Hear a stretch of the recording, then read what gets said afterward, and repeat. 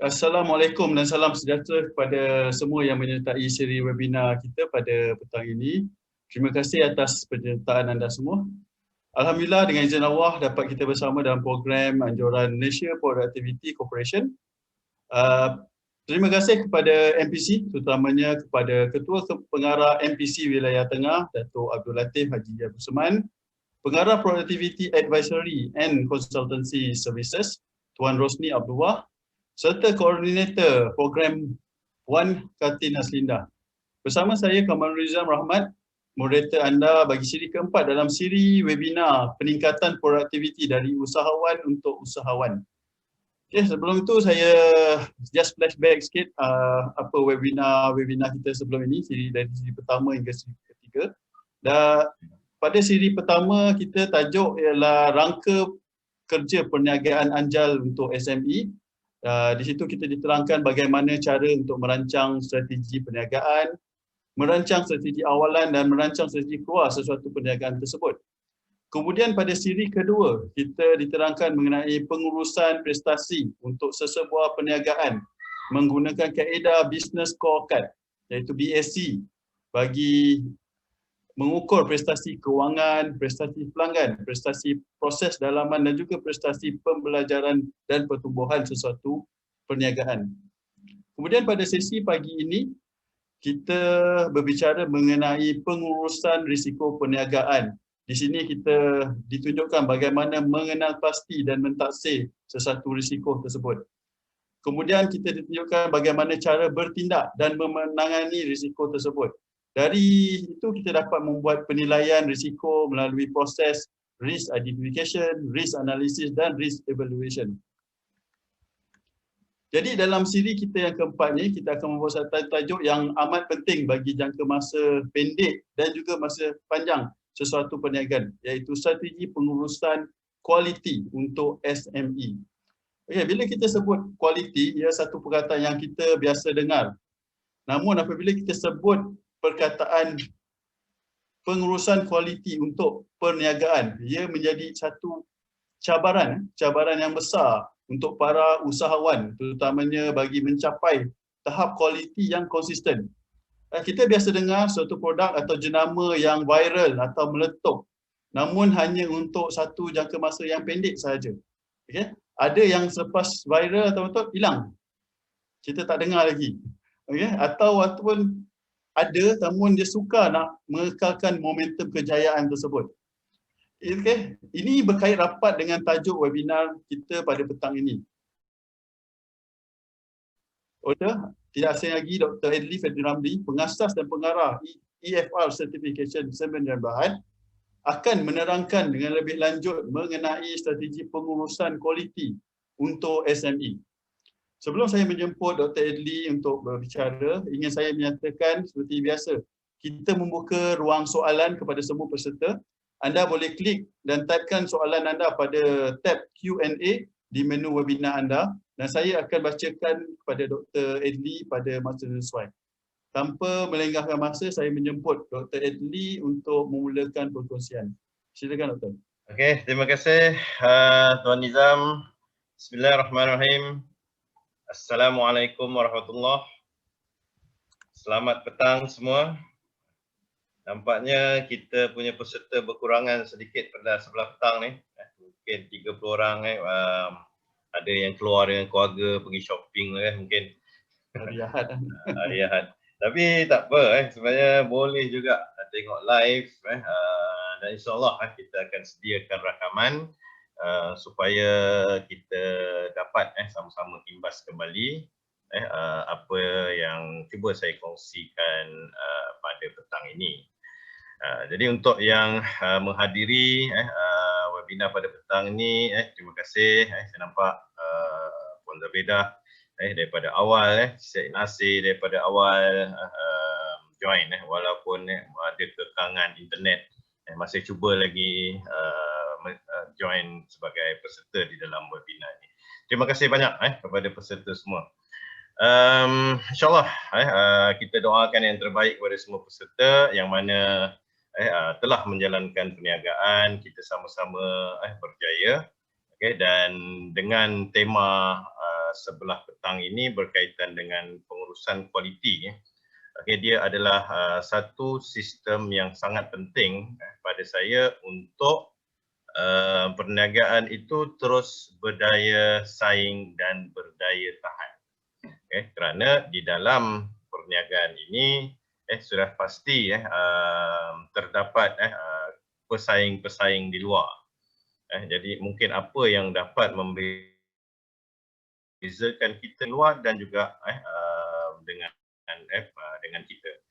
Apa juga perkara yang boleh menyebabkan ataupun pelanggan kita pada mulanya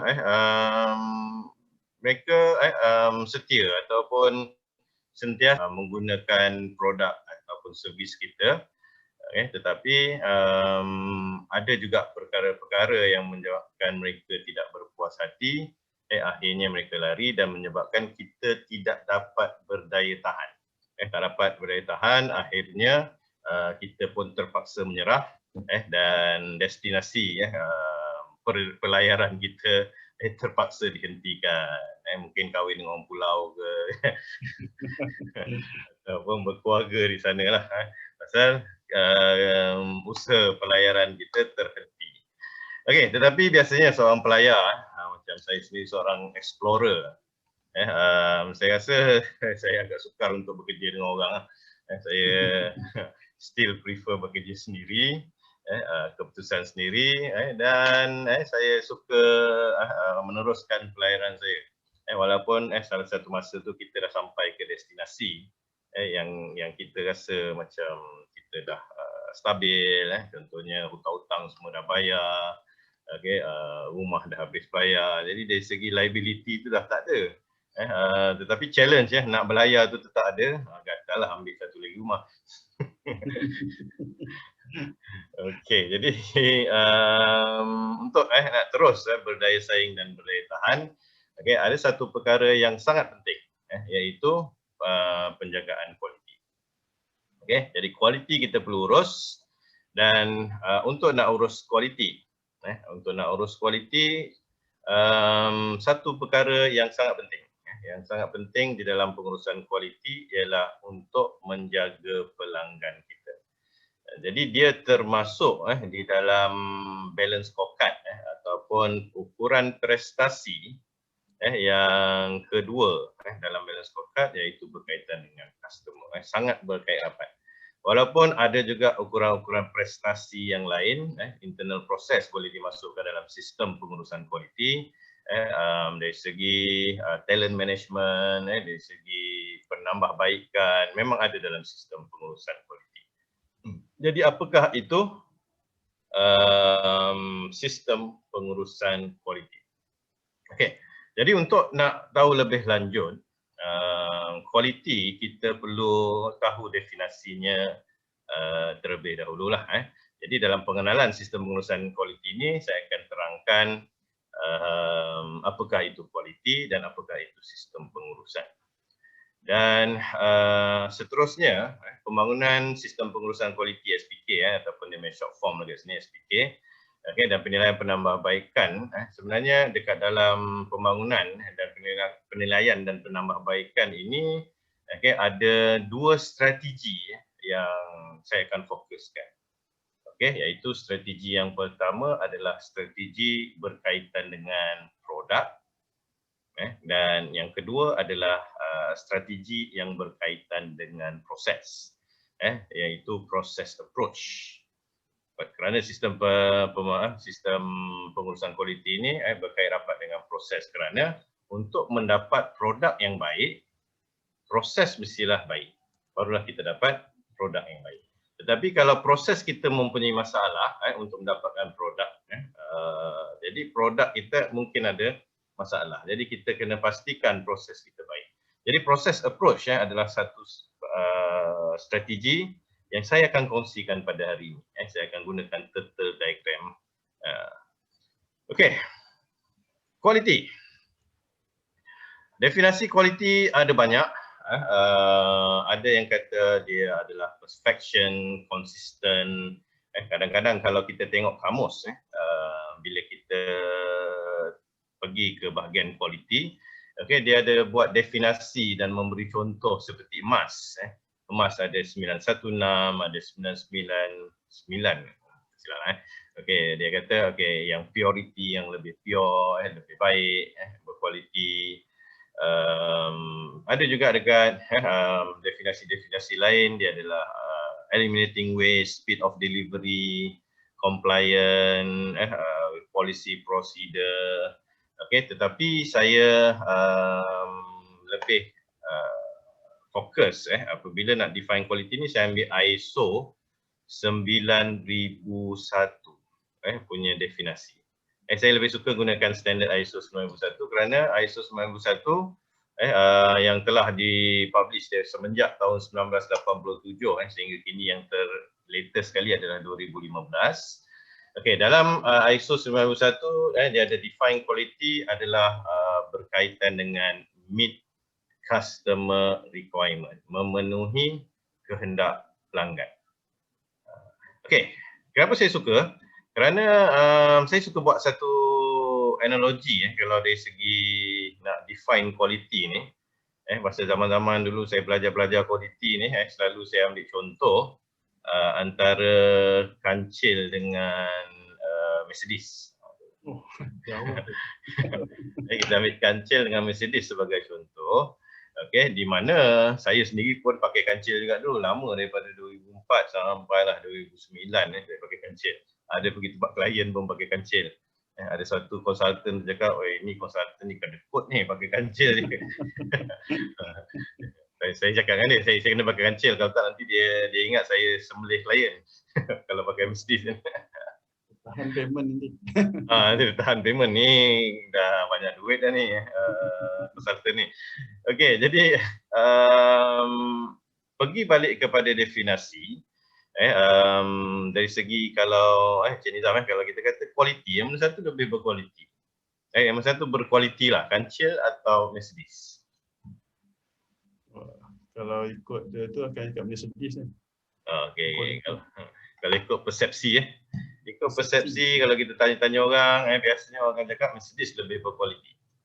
Okey, tetapi kalau kita pergi balik kepada definisi quality, fulfill requirement of customer mengikut ISO ni. So kancil pun boleh dikatakan berkualiti ikut kategori dia. Mercedes berkualiti ikut kategori dia. Customer dia. Customer ataupun interested party ni kan. Okey, jadi kalau Mercedes, pelanggan dia siapa? Of course pelanggan dia businessman, yang businessman jenis nak minta duit loan dekat bank contohnya lah. Takkan dia nak bawa kancil pergi depan bank, manager bank, ya ke kalau dia pakai kancil nak minta duit loan 1 juta. Jadi nak kena bawa Mercedes. Okey.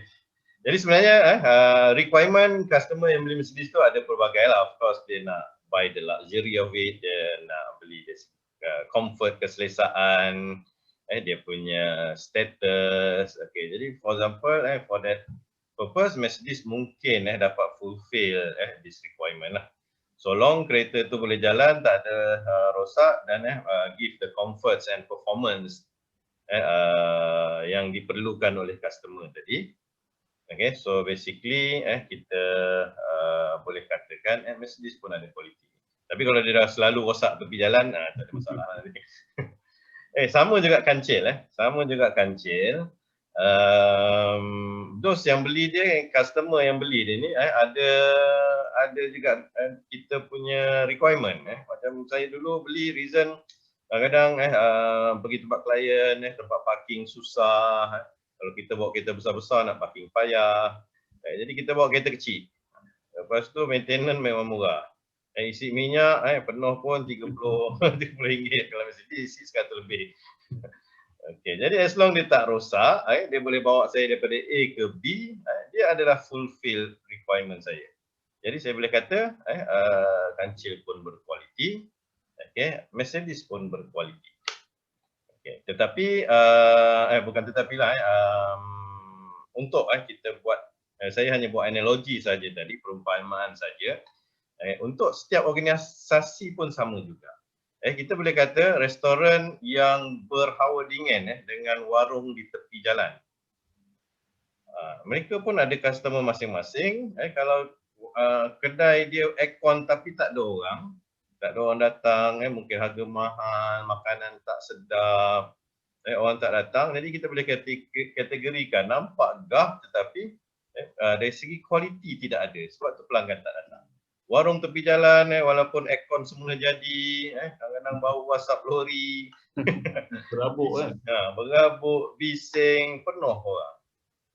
Okey, kenapa? Kerana dia ada kualiti dekat situ. Kualiti ni maksud dia dia ada requirement customer yang mungkin nakkan makanan yang sedap, sedap, tekak semua orang lah. Kita tak boleh macam ada orang dia tekak lain dia seorang dia rasa sedap, orang lain tak sedap pun payah juga. Tukang masak tempat tu je dia kata, ya aku dah masak sedap ni. Orang lain cakap tak sedap, tu salah. Masalah. Jadi dia shock sendirilah di situ. Jadi kenapa dia ramai? Kerana dia memenuhi keperluan. Requirement ni dalam bahasa Melayu adalah keperluan. Jadi keperluan pelanggan ni adalah termasuk dari segi harga keperluan dia. Dari segi servis, dari segi kalau makanan tadi sedap, ada yang tahan lama dan sebagainya. Jadi kenapa orang repeat beli? Dia memenuhi. Contohlah saya dulu biasa pakai juga phone murah ni, tapi lately ni dalam 5 dah macam brand loyal pula pakai iPhone. Bukan nak promote iPhone kat sini. Tapi yang membezakan dulu kalau terus lepas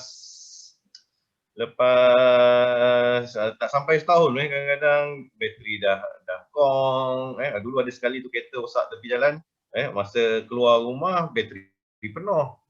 Lepas tu bila time kereta rosak tu telefon boleh bateri dia habis.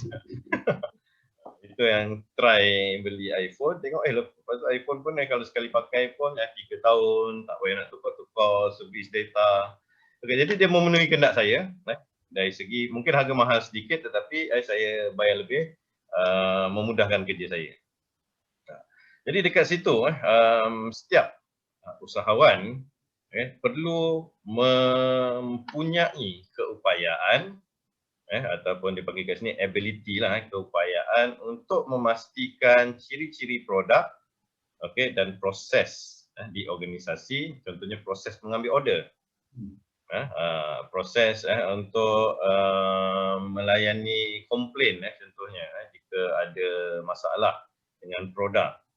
Proses ini perlulah memenuhi kehendak pelanggan ataupun keperluan. Walaupun ada orang kata customer first, yes customer first, tapi ada juga customer yang over terlebih-lebih tu. Jadi kadang-kadang kita kena buat juga limit lah. Kalau majoriti 95% kata okey, ada 5% yang tidak okey, pada saya itu pun sudah cukup baiklah untuk kita terus berdaya saing dan berdaya tahan. Okey. Kemudian apa pula definisi sistem pengurusan? Okey, yang ni saya kena buat definisi yang saya dah permudahkan kerana kalau kita buka buku ISO, dia dah jadi lain pula macam susah pula nak faham. Dia kata adalah sistem to ensure the policy objective and the action to implement it. Itu payahlah. Jadi saya rasa ada cara yang paling mudah untuk nak mendefinisikan sistem pengurusan ini. Sistem pengurusan ini adalah kita panggil dia sebagai PDCA. P kat sini, D, C dan juga A. Itu adalah sistem pengurusan. P maksud dia rancang, plan. Kemudian do, laksanakan. Kita rancang, maksudnya kita kena pastilah customer punya requirement, kita kena pasti risiko, kenal pasti strategi kita, kemudian kita laksanakan apa yang kita rancangkan, kemudian kita semak balik perancangan kita, sama ada kita sampai atau tidak ke destinasi yang kita nak pergi tu. okey, dan action tindakan lah, contohnya pelayaran kita ni dah tersasar, nak pergi kepada Pulau A ataupun kalau kita ambil mudah lah nak pergi KL dah terbelok ke Kuantan dah. Jauh. Okey, jadi nasib baik dia masih tak jauh lagi, dekat Bahau lagi contohnya. Jadi boleh lagi kita divert untuk pergi ke KL. Jadi kena selalu juga buat semakan Kalau tak selalu tu dah sampai ke Kuantan, kena nyemberang baliklah ke KL. Jadi PDCA ni adalah sistem pengurusan. Contoh analogi yang mudah adakah kita mempunyai sistem pengurusan? Macam Cik Nizam, ada plan nak buat apa tak hari ni? Hari ni nak berbasikal lah, nak rancang ni petang. Rancang tapi terpaksa tukar Lepas tu kena jadi moderator pula. Okay, so ada plan, kemudian dijalankan. Mungkin tak lah, basikal dah tak boleh jalan pasal kena quarantine diri jadi tak dapat plan tu bertukar. Boleh check plan bertukar, buat perancangan yang lain ataupun tindakan yang lain lah. Okey, jadi kalau kita ada perancangan untuk hari ni apa, untuk minggu depan apa nak kita buat, maksudnya kita sendiri ada sistem pengurusan. Tapi saya suka juga satu lagi contoh dekat sini. Dulu di sekolah Cik Nizam, cikgu ada pernah tanya tak nak jadi apa? Oh ada. Kita nak jadi askar biasa dulu. Okey, jadi askar. Okey, kalau nak jadi askar okey bagus, tapi rasa sekarang jadi askar ke apa? Atau menjaga askar-askar kat rumah? Jauh lah dia jadi sekarang. Jauh so jaga askar kat rumah je lah. Okey, kenapa kita tak capai cita-cita tersebut yang kita rancangkan masa di bangku sekolah lagi? Okey, sebab dia pada waktu tu kita tak ada PDCA. Kita hanya ada meletakkan cita-cita. Kita letak cita-cita kita ialah kita nak jadi askar, nak jadi contoh yang biasalah cikgu, polis, bomber, itu standard lah zaman saya lah Budak zaman sekarang tak tahulah. Mungkin budak zaman sekarang nak jadi gamers kot. YouTuber. Dia panggil e-sport lah sekarang dia orang. Okey, kenapa tak tercapai tadi? Ialah kita tak rancang pun. Maksud kita hanya letak cita-cita sahaja. Kita tak rancang pun, katakan kalau nak jadi doktor tadi, katakan nak jadi doktor cita-cita kita, kita tak ada rancang pun macam mana nak jadi doktor. Dan kita tak ada, bila tak ada perancangan, sudah tentu tidak ada pelaksanaan. Bila tidak ada pelaksanaan, sudah tentu tidak ada semakan. Jadi, nak capai cita-cita macam mana? Tapi kalau kita ada sistem pengurusan daripada kecil, nak jadi doktor kita rancang. Kemudian nak jadi doktor ni nak skor lah, biasa nak kena masuk science stream. Okey, alhamdulillah skor, pelaksanaan bagus, kita teruskan. Kemudian katakan tiba-tiba tak berapa skor, ada tak jalan lain? Contohnya ambil matrik ke, nak pergi direct tak boleh, mungkin ambil matrik science, kita usaha balik. Check, berjaya. Akhirnya insyaAllah boleh jadi doktor. Okey, kenapa saya gunakan analogi ni? Kerana sebenarnya di dalam sistem pengurusan kualiti ataupun pengurusan kualiti itu sendiri, kita perlu ada cita-cita. Kita perlu letak cita-cita kita. Dan cita-cita yang kita perlu ambil tadi adalah definisi kualiti tadilah. Kita berkomited untuk memenuhi kehendak pelanggan secara konsisten. Itu cita-cita kita. Kemudian nanti kita boleh letakkan dia sebagai polisi. Kemudian kita letak dia punya matlamat, objektif dan strategi perancangan untuk kita capai. Jadi bila kita ada, contohnya kita letak cita-cita kita, so cita-cita kita ialah untuk secara konsisten memenuhi kehendak pelanggan, kehendak pelanggan dan juga perundangan. Okey, jadi bila kita letak dia sebagai cita-cita, kita perlu rancang macam mana kita nak capai. Jadi sistem pengurusan ni sangat penting kerana strategi yang kita letak seperti yang kita bincangkan dalam webinar yang pertama, Strategi itu sendiri adalah cita-cita kita. Kita nak dapat keuntungan berapa, kita nak dapatkan jualan berapa, okey, kemudian exit plan kita ataupun strategi keluar kita, kita nak jadi public listing, holding company, cita-cita tu kita dah letak, jadi kita perlu rancang, kita perlu laksanakan, kita perlu semak dan kita perlu ambil tindakan. Okey, walaupun sistem pengurusan ni satu tajuk yang sangat besar, tapi hari ini kita cerita tentang kualiti lah, sistem pengurusan kualiti. Jadi kita nak mulakan membuat perancangan, okey, tapi first sekali memang nak kena letak cita-cita terlebih dahulu lah.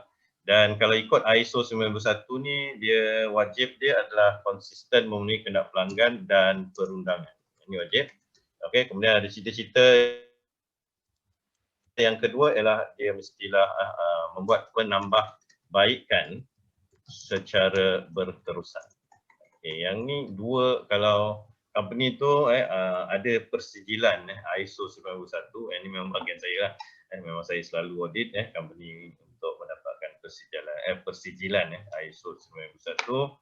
Okay, so ini dua mesti diletakkan sebagai quality policy. Polisi quality. Okay, ini dia punya strategi yang pertama. Dalam strategi sistem pengurusan kualiti, okay, yang pertama perlu ada polisi kualiti. Letak cita-cita dulu. Okay, so bila kita dah letak cita-cita kita dan kita sekarang ni untuk meneruskan kita punya apa yang dipanggil sebagai strategi untuk produk, strategi pemasaran dan sebagainya. Kita akan pergi kepada section yang kedua lah. Kita akan pergi kepada section yang kedua. Kita akan terus pergi kepada strategi pengurusan kualiti berkaitan dengan produk terlebih dahulu. Okey, jadi untuk produk terlebih dahulu, apa yang kita akan buat, basically saya clearkan drawing ni dulu. Okey, baru pergi kat sebelah kalau tak dia pergi kat slide sebelah. Okey, jadi dekat slide ni saya cuma mengatakan kos lebih rendah kalau kita mempunyai sistem pengurusan kualiti yang baik, yang dirancang dengan baik, disusun dengan baik, ia dapat mencegah kecacatan dan peningkatan kualiti secara berterusan. Okey, bahagian kedua. Bahagian kedua adalah kita kongsikan. Maaf doktor. Ya, Pak. Ada instruksi. Sebelum pergi ke bahagian kedua ni, kita ada soalan, boleh tanya? Boleh. Sangat dialukan. Mengenai PDCA ni, kalau tadi doktor bercerita pasal PDCA ni, jadi PDCA ni jadi wide range lah, dia punya coverage tu bagi pandangan saya. Jadi soalan dia tanya bagaimana nak terapkan PDCA elemen ni pada anak-anak. Pada umur berapa? Okey. Ini pun boleh ke actually kalau kita nak terapkan bukan hanya pada anak, pada staff kita kan, pada pekerja dalam syarikat kita. Bagaimana pandangan doktor? Okey, seperti saya kata tadi, untuk nak terapkan pada anak, penting kita bagi tahu cita-cita terlebih dahulu. Dan satu cita-cita yang saya bagi tahu ke anak, okey, sebenarnya perjalanan hidup kita, cita-cita kita nak pergi ke syurga. Itu satu, first sekali saya letak. Baru kita letak cita-cita kedua. Kita explain lah pasal alhamdulillah saya banyak jumpa kawan-kawan, jumpa klien berbagai jenis perniagaan. Jadi saya terapkan yang pertama tadi ialah ke syurga, yang kedua kerjaya mereka. Okey. Jadi untuk nak mencapai nak pergi ke syurga tadi, saya dah terapkan lah, kena buat perancangan lah, sembahyang 5 waktu tu tak boleh tinggal. Jadi kalau tinggal tu kita akidah nak kena jaga, kalau tak payah walaupun Allah dah janjikan semua orang Islam ni boleh ke syurga akhirnya, tapi kita nakkan pelayaran yang mudah lah. Okey, jadi yang keduanya ialah kerja. Bila kata kerjaya, kita nak dia rancang juga kerjaya daripada awal. Kita tengok apa minat dia, tapi kita tak ada paksa lah. Kita kata nak jadi apa. Okey, kalau nak jadi ni, you kena buat ni, ada exam yang kita kena lepas. Okey, saya adalah anak kedua ni minat nak ke Jepun. Jadi saya kata okey ni kena rancang lah. Okey, bila nak ke Jepun yang pertama sekurang-kurangnya bahasa nak kena level 3. Okey, jadi pergilah ambillah kursus, tak apa kita support. Buat perancangan ambil periksa level 5 dulu, lepaskan level 5, lepaskan level 4. Okey, level 4 ataupun level 3 dah boleh, nanti lebih mudahlah untuk pergi ke Jepun. Sama juga kalau dia ada cita-cita apa tu, kita berbual dengan dia, kita tanya apa dia nak, apa yang dia seronok. Tapi kita tunjuk, tapi kita tak paksa. Kita tunjukkan, kita tak paksa apa yang dia minat dan kita lorongkan dengan memberi contoh-contoh untuk perancangan. Jadi bila dia rancang, itu yang jadikan mereka lebih bersemangat bila nak periksa nanti dia orang akan, pasal dia tahu dia nakkan sesuatu. Jadi dia perlu capai. Jadi PDCA ni memang satu yang agak umum sebenarnya daripada Dr. Deming lah salah seorang quality guru yang menekankan bila dalam quality ni perlu ada PDCA. Tapi apa yang saya nampak PDCA ni boleh digunakan dalam apa jua yang kita boleh gunakan dalam kehidupan kita dan kerjaya kita. Macam C tu muhasabah lah sebenarnya. Soalan yang bagus daripada kita punya peserta. Okey. Jadi seterusnya kita terus Encik Nizam. Ya, teruskan. Terima kasih. Okey, sistem pembangunan kualiti ni yang strategi yang kita perlukan yang saya nak kongsikanlah pada hari ini. Okey, instead of belayar dengan kapal, kita belayar dengan penyu pula. Tukar pula. Tukar pula. Okey, turtle diagram ni satu diagram yang agak famous. Saya sebagai auditor otomotif ISO TS semenjak daripada 2004 lagi. Okey, training saya pada waktu tu memang menekankan kaedah turtle diagram. Apakah turtle diagram ni? Sebenarnya dia nak menunjukkan, yang pertama sekali adalah kalau dalam strategi SPK ni lah, yang penting adalah produk. Produk ni adalah output daripada proses. So ini adalah kita punya produk ataupun kita punya perkhidmatan. Ini adalah output. Okey. Kemudian dekat dalam badan ni kita panggil dia sebagai proses kerana proses ni dia ada sequence. Sebelum kita boleh bagi produk kita kepada pelanggan, saya contohkan kat sini lah. Ini adalah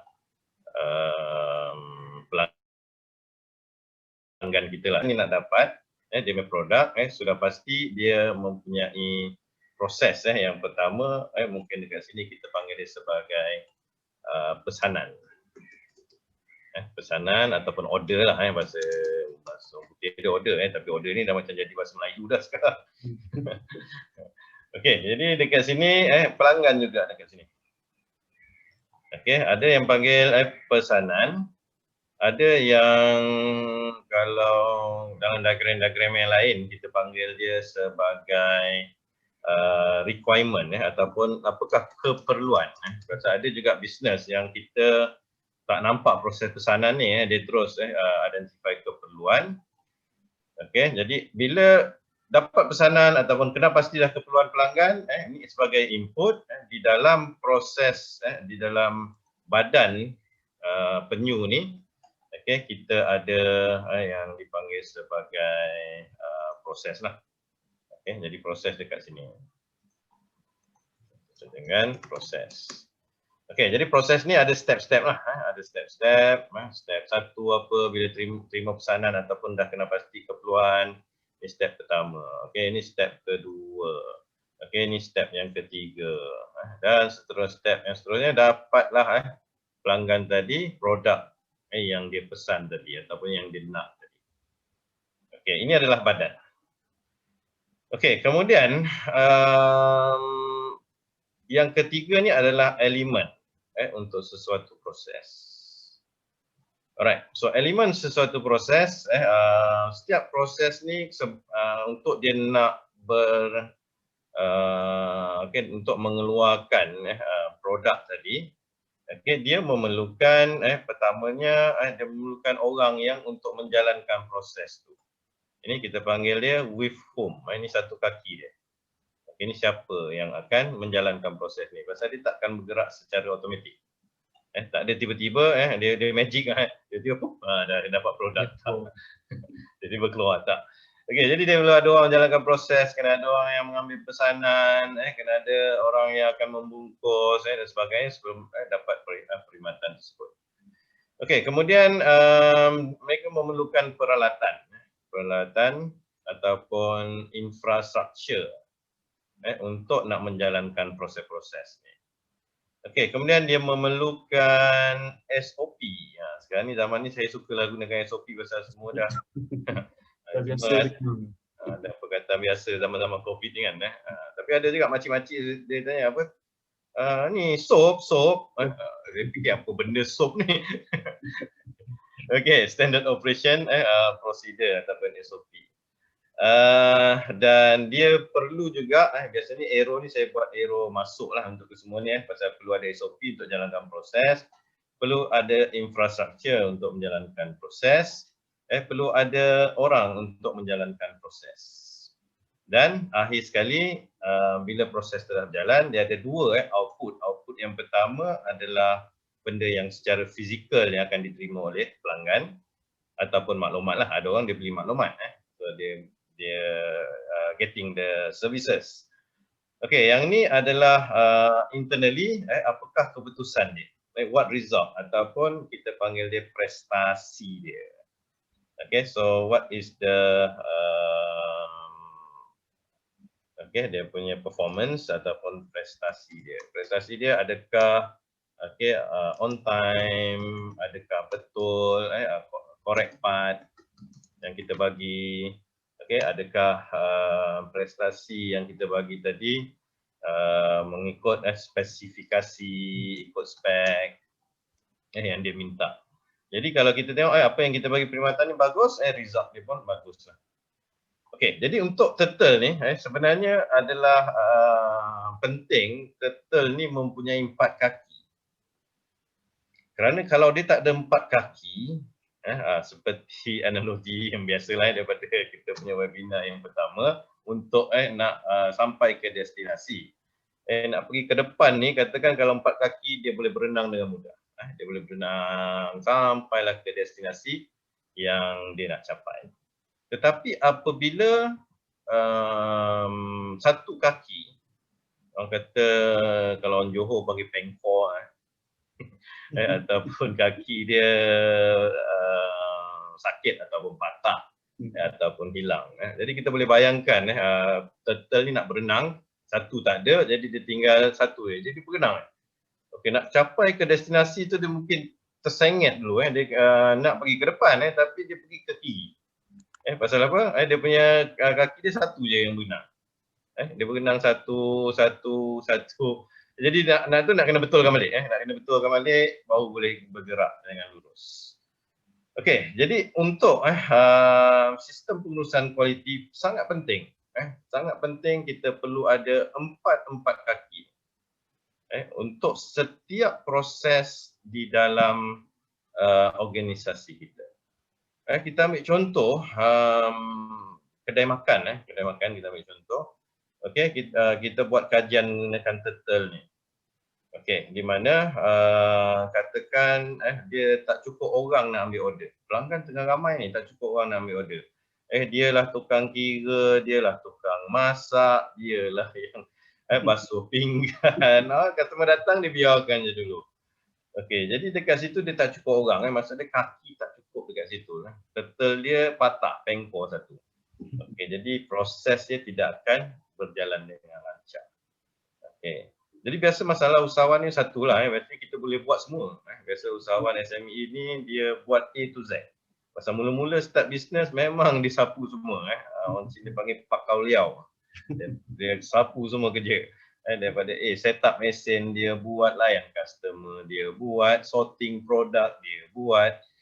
Okey, tapi bila sampai satu masa kita dah sampai ke satu tahap di mana pelanggan semakin ramai.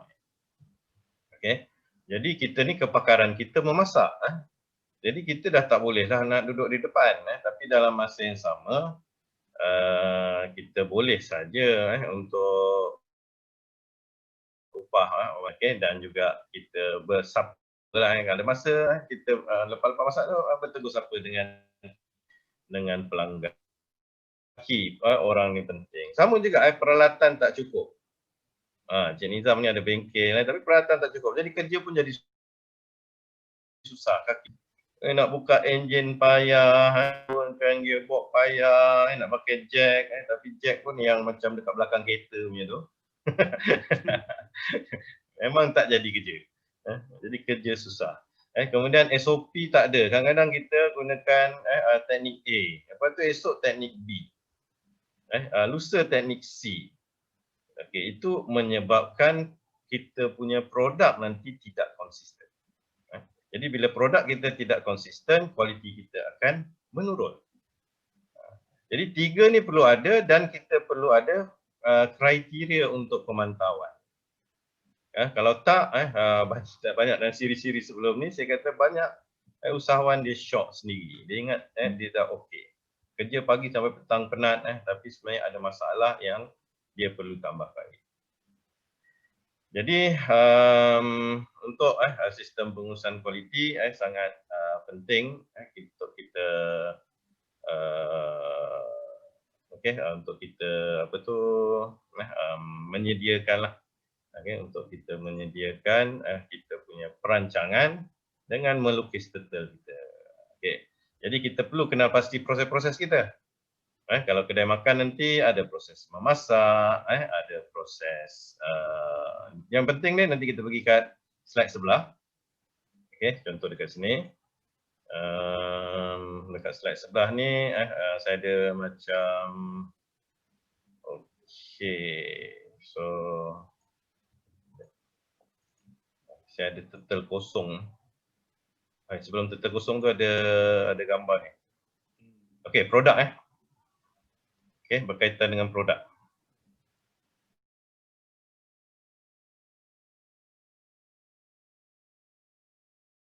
Di dalam organisasi dia. Dia ada bahagian marketing, business development, sales. Ni antara department-department yang biasa yang pergi cari bisnes lah. Biasanya orang marketing ni mulut dia manis. Dia setakat tabur janji tu memang berbakul-bakul lah. Dia kata boleh buat kena buat buai ni memang special kita punya buai ni, buaian kita.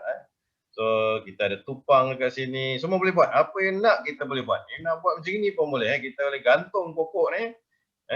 Kita tupang pokok ni, buai ni duduk di bawah pokok. Orang jangan risau, tak mati. Dia punya dia punya kata-kata manis orang marketing ni lah. Kalau kita tak align betul-betul dalam proses kita, di mana orang marketing ni dia fokus cari customer aja, dia tak fokuskan kepada produk. Inilah akan jadi nanti. Kemudian what design specified. Yang ni bahagian R&D pula. R&D pula dia kata, bila dapat maklumat dari marketing, dia designkan buai dia macam ni.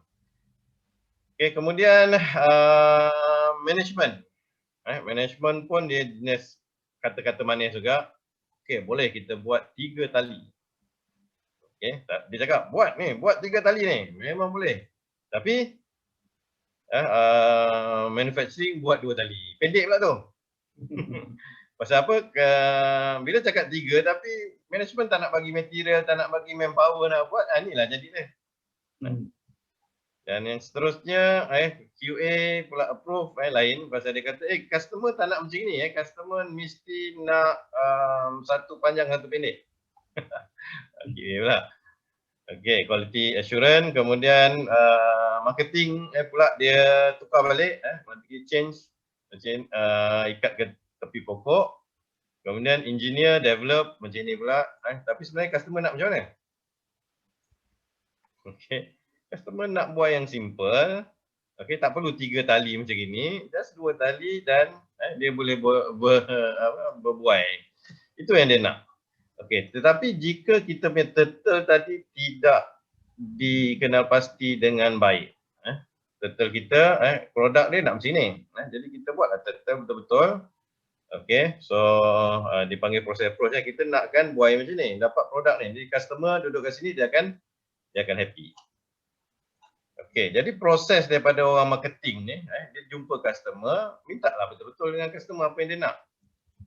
Okey, kemudian bagi tahu bahagian design, bahagian tukang masak, tukang buat lah, manufacturing. Jadi maklumat ni bergerak dengan baik, bergerak dengan betul, akhirnya customer akan dapat produk yang betul. Okey, dan untuk nak dapatkan produk yang betul, okey, kita perlukan elemen, maksud dia kepala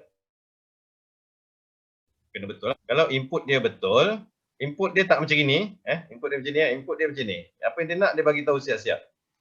Okey, jadi bila masuk ke proses, okey, semua akan dapat maklumat yang betul. Masalah dia input salah. Yang kedua, okey, kena ada orang yang nak buat ni. Kena ada budget, kena ada resources, kena ada peralatan, infrastruktur. So ada 4 kaki ni, okey, barulah kita boleh dapat produk yang apa yang customer nak. Itu adalah strategi sistem pengurusan, okey, di mana kita kena alignkan proses. Ada company bila dah besar, especially as SME, bila dia dah besar, okey, dia nampak okey, company besar ni ada department. Masuk drama-drama Melayu kan, tengok ada bahagian department jurutera, pakai kod pergi site kan. Jadi jangan tiru dulu, okey, so tiru dulu benda ni. Buat dulu proses, identify apa yang diperlukan untuk nak mengeluarkan produk ni. Lukis turtle, pakai tangan pun tak apa, kerana bila nak certify ISO nanti barulah kita buat betul. Kalau nak certify ISO 9001, okey, barulah kita dokumentkan kita punya proses tadi. Tapi kita sebagai usahawan, especially yang baru nak memulakan perniagaan, lukis je gambar turtle macam ni. Lukis je gambar turtle, okey, apa output kita, apa produk kita yang kita nak bagi kepada customer. Tulis, penting, okey, produk kita, produk A, produk B, produk C, apa yang ada. Okey, adakah proses nak bagi produk A, B, C ni sama? Apakah dia punya sequence dia? Apakah dia punya proses pertama, proses kedua, proses ketiga sebelum kita boleh siapkan produk kita. Yang ni boleh diguna pakai, tak kira lah perniagaan tu adalah kedai runcit ke apa. Okey, jadi yang kita perlu kena pasti apakah proses-proses yang ada di sinilah. Contohnya proses pertama, proses pembelian ke, kalau restoran lah, dah beli bahan mentah. Proses kedua, proses memasak. Proses ketiga, proses serving, menghidang. Proses keempat adalah menjual. Proses ni kenal pasti semua. Okey, dan setiap proses ni sebenarnya ada dia punya anak turtle. Anak penyu. Okey. So anak penyu ni, contoh proses satu ni, contohnya adalah proses pembelian. Proses pembelian pun ada kaki juga lah kat sini sebenarnya. Ada input, bila nak beli barang mesti ada senarai dia. Dah ada senarai, dia pun pergi beli barang, ada juga output dia. Output dia barang ni kena bagus, kena berkualiti lah, barulah tukang masak ni. Proses yang kedua ni adalah tukang masak. Kita ambil contoh, ini kedai makan lah. Okey, jadi tukang yang kerja memasak ni pun perlu ada kualiti juga dekat sini. Perlu ada turtle juga, perlu ada orang tukang masak dia siapa. Cuma kalau company tu kecil lagi, orang ni samalah. Ini toke beli barang, toke masak, toke hidang. Tak salah itu maksud dia mula-mula bisnes, start kan. Toke hidang, toke jual dekat customer. Jadi orang ni semua sama. Okey, toke dah ada, orang dah ada, tapi katanya makin besar, orang ni mungkin kena tambah lah. Ini kena ada tukang masak. Biasanya toke kena makan yang bertahan lama ni saya tengok. Toke dia biasanya adalah tukang beli barang dan tukang masak. Tapi persediaan, nak potong-potong boleh dikasih orang lain. Nak basuh ayam dia, itu dia tak buat lah. Okey. Kemudian perlu ada SOP. Okey, perlu ada SOP untuk pembelian, perlu ada SOP untuk memasak, perlu ada sorry, SOP untuk menghidang, macam mana nak susun, SOP dalam bentuk kertas biasa dulu, conteng-conteng pun tak apa. So, bila sampai masa nanti barulah kita buat yang cantik, yang formal, yang lepas tu kita boleh laminate, kita boleh letak dekat kitchen kita. Okey, dan setiap proses ni ada KPI dia. Jadi dalam sistem pengurusan kualiti, yang sangat penting ialah kita uruskan kita punya proses dengan baik, dan kita tentukan produk-produk kita memenuhi spesifikasi. Saya pergi balik kepada matlamat pengurusan kualiti ialah untuk memastikan yang ini adalah konsisten. Itu cita-cita kita tadi. Nak konsisten macam mana? Yang ni semua kena konsisten. Yang ni perlu kita punya equipment. Kita punya bahan mentah. Ini perlu bahan mentah, equipment kita ni perlu konsisten. Kadang-kadang ayam tu ada ayam katok, ada ayam yang tu bukanlah ayam halal lah. Ada ayam kecil, ayam serama. Okey, jadi dekat sini ini nak kena konsisten. Sini kena konsisten, yang ni kena konsisten, yang ni pun membantu untuk konsisten. Dan kita monitor result sama ada kita konsisten ataupun tidak. Barulah penghasilan ataupun keberhasilan kita adalah konsisten. Dan apabila konsisten, nanti barulah kita pergi kepada langkah seterusnya, iaitu kita akan membuat penambahbaikan. Kita akan buatkan growth untuk peningkatan lagi. Okey, jadi Cik Nizam ada soalan ke untuk? Ada soalan tapi saya rasa ni saya simpan untuk akhir lah, bahagian akhir. So doktor boleh teruskan dulu. Okey, terima kasih Cik Nizam. Jadi ini adalah satu yang penting di mana strategi kualiti, strategi pengurusan kualiti iaitu yang pertama, kita mesti ada strategi untuk produk kita. Dan dalam penambahbaikan nanti, insyaAllah kita ada cerita dalam webinar yang terakhir lah, yang dibenarkan oleh MPC lah. MPC minta kita buat 5 siri. Jadi siri yang terakhir nanti saya akan menceritakan produk kita ni katakan dah konsisten lah, dah bagus. Produk kita dah konsisten, ada ABC tadi produk tu dekat sini. Jadi dalam webinar yang terakhir nanti, contohnya nak tambah lah, produk A dah ada, produk B dah ada, produk C dah ada. Sekarang ni nak tambah lagi produk, nak lancarkan. Kerana untuk syarikat berdaya saing, dan kompetitif lah, berdaya tahan dan juga kompetitif, dia perlu ada penambahbaikan. Ingat lagi cita-cita kita, satu, konsisten, meet requirement. Barang ABC ni meet customer requirement tu satu kan, dan saya tahu tadi memenuhi keperluan perundangan. ABC ni sedap, bagus apa semua, orang suka, tapi konsisten lah, tapi tahu ganja. Jadi dekat situ nanti ada masalah lah, tak boleh nak berdaya tahan, mungkin benda yang salah, kita buat benda yang salah. Jadi dekat situ konsisten dah, kita dah konsisten. So dah konsisten, memenuhi, pelanggan pun dah suka, dia orang pun suka dengan produk kita, faktor-faktor perundangan, kebersihan, contohnya kalau makanan semua telah kita capai lah. Jadi kita nak tambah produk yang baru. Yang ni dalam webinar siri yang kelima nanti, kita akan masukkan lah macam mana untuk melancarkan. Tapi mungkin pada waktu tu Cik Nizam mungkin busy, kita ada moderator yang lebih muda sikit lah.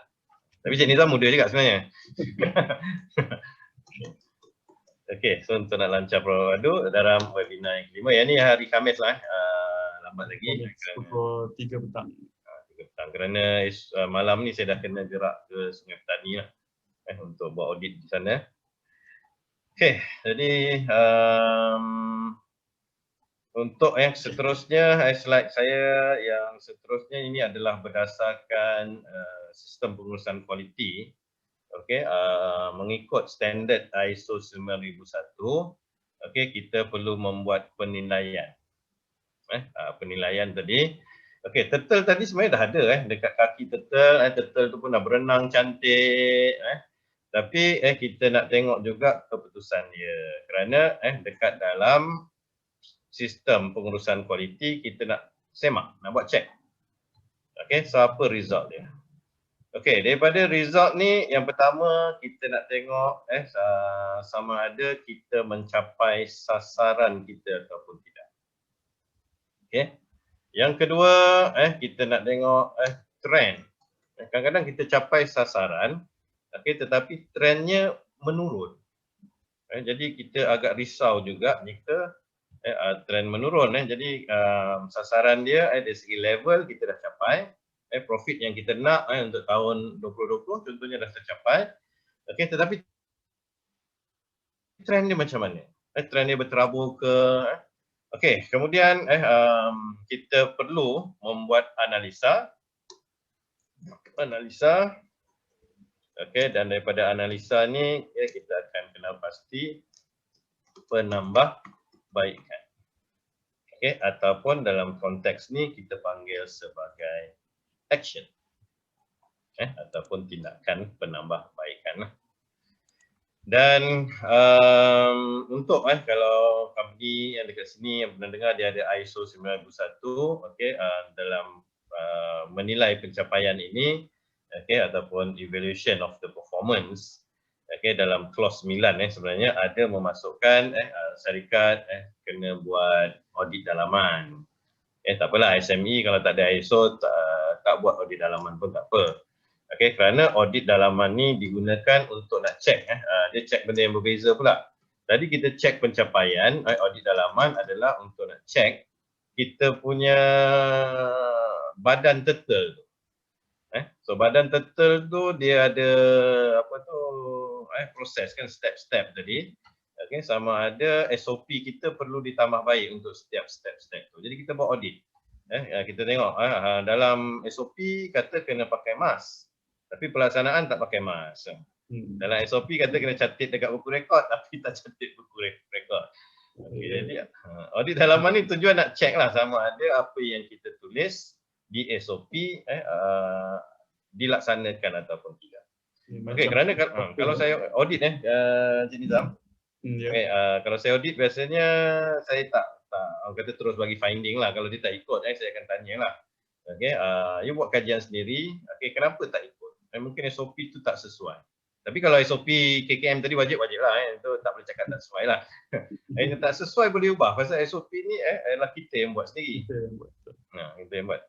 Kemudian kalau dia kena buat juga, so kena buat penguatkuasaan untuk dilaksanakan. Itu kelebihan audit dalaman lah. Tadi Cik Nizam ada nak tanya apa dia?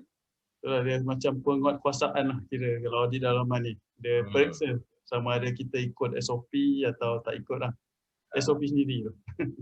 Cuma takut orang kata bila kita penguatkuasa ni kita keluar surat saman kan. Jadi saya harus pergi dalam perkataan yang lebih positif lah.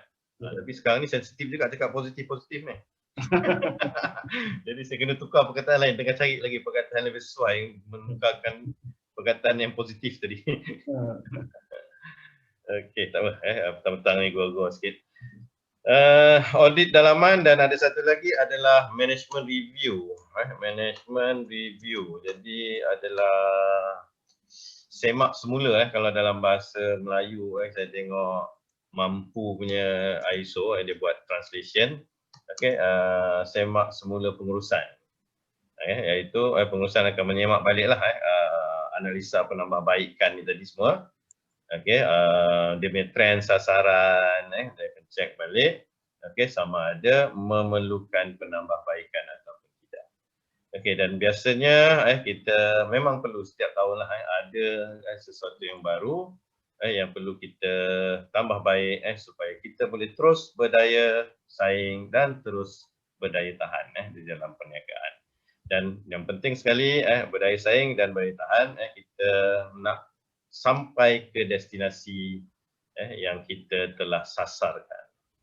Kalau kita tidak kompetitif, mungkin kita akan karam di tengah-tengah lautan lah. Okay, ataupun kita terpaksa diselamatkan oleh orang lain kat tengah-tengah tu. Jadi strategi pengurusan kualiti sangat penting. Boleh buat secara informal dan jika nak buat secara formal dan persijilan, okay, yang tu boleh dapatkanlah, especially kalau kontraktor bila dia G7. Macam semalam pun saya audit kontraktor G7 kerana mereka memerlukan persijilan ISO. Jadi dokumen dia banyak sikit lah, SOP tadi perlu dikawal. Tapi untuk SME, untuk permulaan, adakan sistem pengurusan yang mudah dan strategi dia saya just rumuskan lah. Okay, strategi dia yang pertama ialah kita buat polisi bertulis tentang komitmen kita tadi untuk nak konsisten, untuk kita nak buat penambahbaikan. Itu letak sebagai polisi. Kemudian strategi kedua, tengok balik produk kita, okay, apakah spesifikasi yang diperlukan untuk produk kita, yang customer suka dengan produk kita tu. Okay, kemudian barulah kita tengok pada proses kita dan proses-proses elemen untuk nak membuat produk tersebut. Okey. Okey, itu adalah slide terakhir lah untuk petang. Petang ni tak boleh nak cakap lama-lama. Takut ada yang tombang nanti. Saya rasa ni pun dah berat ni dalam sejam ni. Walaupun biasanya kalau dalam sesi saya sejam saya hanya berkongsi 3 perkara yang utama lah yang boleh dibawa balik, okay, dan yang boleh diaplikasikan untuk semua usahawan. Maaf doktor, ada satu soalan ni sebelum kita tamatkan. Boleh ya tu? Boleh. Terima kasih. Soalan dia ni berdasarkan pengalaman doktor, apakah punca utama kegagalan sistem pengurusan kualiti syarikat SME dan bagaimana cara mengatasinya? Okey, so SME ni masalah dia yang pertama lah dia punya bos tak ada masa lah. Yang tu lah. Saya sendirilah saya pun SME, saya pun dah start berniaga dah dari 2006, makin masa lah. Masa untuk nak duduk balik, nak tulis SOP, nak merangka strategi, even nak lukis turtle ni pun kadang-kadang tak ada masa. Penat dah. Kalau balik habis-habis tutup kedai ataupun kita balik daripada perniagaan kita, kita tak ada masa. Okey, jadi ambil masa. Jadi macam contoh, saya kalau boleh setiap bulan 10 ataupun setiap bulan 11 saya akan ambil masa ke strategi untuk melihat semula SOP kita. Kalau yang mana tak ada SOP, kita akan buat SOP. Okey, kerana bulan 10 ni biasanya adalah saya nak plan untuk tahun yang seterusnya lah, tahun 2021 contohnya kalau ada. Okey, jadi strategi tu biasanya saya dalam bulan 11 dah siap lah. Awal bulan 11 dah siap. Okey, dan persediaannya dah dibuat pada bulan 11. Jadi bulan 11, bulan 12 ni persediaan. Okey, jadi pada bulan 1 kita dah boleh terus cuba untuk belayar lah. Untuk kita nak meneruskan pelayaran kita. Jadi sediakan masa. Kalau tak dapat setiap bulan sekurang-kurangnya setahun sekali tengok balik sistem pengurusan kita. Tengok balik produk. Duduk balik ambil masa rehat, kadang-kadang pergi time bercuti tu.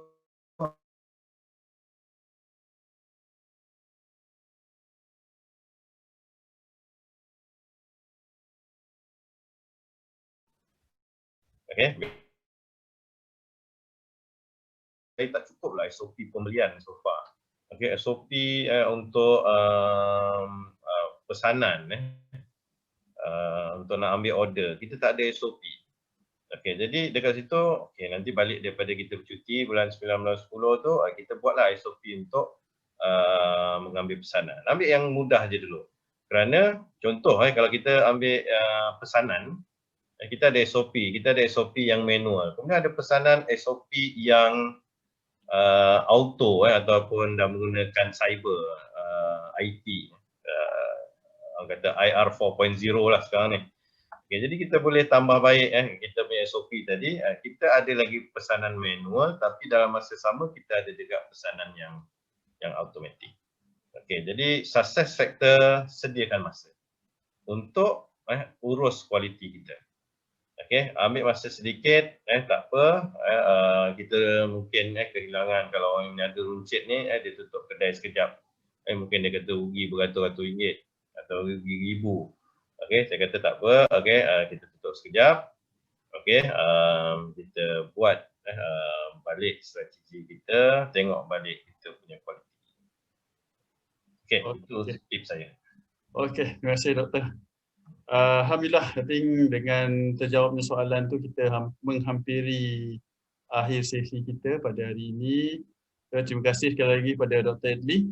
Okay, kita diharap kita semua dapat mengambil iktibar dari ilmu yang dikongsikan, semoga dapat mempraktikkan dan mengadaptasi ke dalam perniagaan anda semua. Okay, jadi apa yang dapat saya simpulkan di sini, sistem pengurusan kualiti ini adalah salah satu aktiviti penambahbaikan berterusan, continuous improvement. Okay. Ia meliputi aspek daripada kita punya produk, kita punya proses, serta elemen dalam proses tersebut. Jadi penggunaan PDCA, Plan, Do, Check, Act ni sangat penting. Actually benda ni kalau kita biasa buat, saya rasa ianya ialah satu yang mudah. Cuma kita kena selalu exercisekan benda tu. Macam doktor tadi cakap lah, dengan anak ke pun kita boleh buat, dengan perniagaan. Bila kita dah biasa, jadi benda tu bertambah mudah. Jadi dengan pengurusan berkualiti ni, kita akan dapat meningkatkan perniagaan kita dengan lebih produktif. Okey? Itu saja dari saya. Jadi jangan lupa untuk menyertai webinar kita untuk siri akhir daripada 5 siri ini pada hari Khamis 17 Disember 2020 pada jam 3 petang dengan tajuk merangka strategi pelancaran produk menggunakan teknik kanvas perniagaan mudah untuk SME. Jadi satu topik yang mana speaker kita akan berkongsi teknik dan cara yang inovatif dalam melancarkan produk baru bagi perniagaan. Jadi sama-samalah kita sertai webinar pada hari Khamis ini 17 Disember 2020 bagi mendapatkan ilmu dan perkongsian dari speaker kita. Okey. Okey, sebelum melas boleh saya mencelah saya nak ucapkan terima kasih kepada semua peserta yang especially daripada awal sampai habis, walaupun yang ada yang pada petang ni saja baru join. So terima kasih banyak. Kemudian kalau ada kekurangan ataupun terkasar bahasa ataupun ada yang memerlukan maklumat tambahan, boleh berurusanlah dengan koordinator program. InsyaAllah kita akan cuba sedaya baik kita untuk memberi yang terbaiklah kepada semua. Okey, dan selain daripada itu, sebelum saya nak serahkan kata-kata akhir, saya nak wish all the best.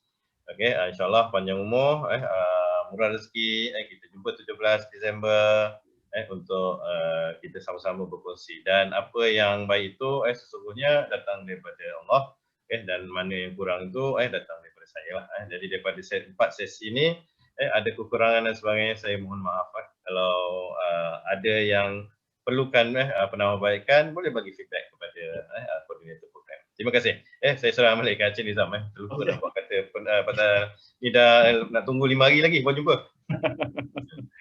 Okey, tak apa doktor. Terima kasih.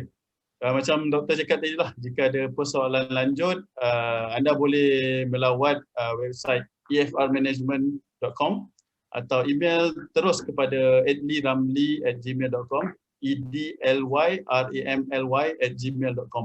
Okey, sampai di sini saja perkongsian kita pada hari ini. Saya ingin mohon maaf dan jika terkasar bahasa atau silap. Semoga kita berjumpa lagi di kemudian hari, mungkin siri yang lain. Okey, mengucapkan terima kasih sekali lagi kepada MPC atas anjuran siri webinar ini. Sekian, wabillahi taufiq wa hidayah. Wassalamualaikum warahmatullahi wabarakatuh. Waalaikumsalam warahmatullahi wabarakatuh.